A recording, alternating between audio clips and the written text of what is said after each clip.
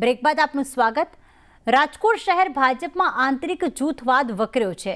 રાજ્યસભાના સાંસદ રામ મોકરિયાએ એક પોસ્ટ કરી છે, જેમાં રાજકોટ શહેર ભાજપના નેતા સામે તેમણે નિશાન સાધ્યું।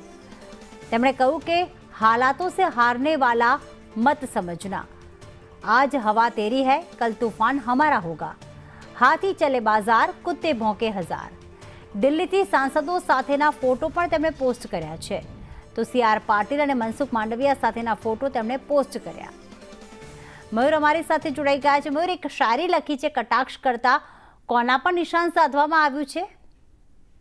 પ્રીતિ, સીધું નિશાન રાજકોટ મહાપાલિકાના પદાધિકારીઓ ઉપર છે, કારણ કે જે સ્થિતિઓ છેલ્લા 2 મહિનાથી રામ મોકરિયા અને શહેર ભાજપના અને ખાસ કરીને મહાપાલિકાના પદાધિકારીઓની સાથે ચાલી રહ્યું છે, તેનો અંત નથી આવતો। બંને તરફથી મીડિયાની સામે નિવેદન ચોક્કસ આવ્યા છે કે અમારે કોઈ મંદુક જેવું કંઈ છે નહીં, હાલ બધું ઠીક છે, પરંતુ જે પ્રકારે રામ મોકરિયા એક પછી એક સોશિયલ મીડિયા પોસ્ટ કરી રહ્યા છે, ચોક્કસ પદાધિકારી છે તેમનું નિશાન છે।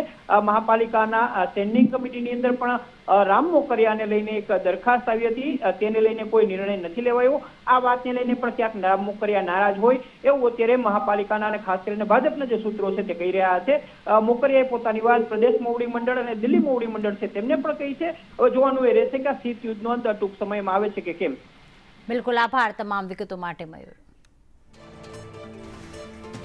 તો જે પ્રમાણે રામ મોકરિયાએ એક પોસ્ટ કરી છે ને સાથે સાથે રાજકોટ મહાનગરપાલિકાના પદાધિકારીઓ સાથે જે મંદુક નથી, ભલે વારંવાર કહેવામાં આવતું હોય, પરંતુ આ પ્રકારના શાયરી પોસ્ટ કરીને તેમને મંદુક થયું છે। આંતરિક જૂથવાદ છે ભારતીય જનતા પાર્ટીમાં, તે સામે આવી રહ્યું છે। તેમણે CR પાટીલ અને મનસુખ માંડવિયા સાથેના ફોટોઝ પણ જે છે તે શેર કર્યા છે।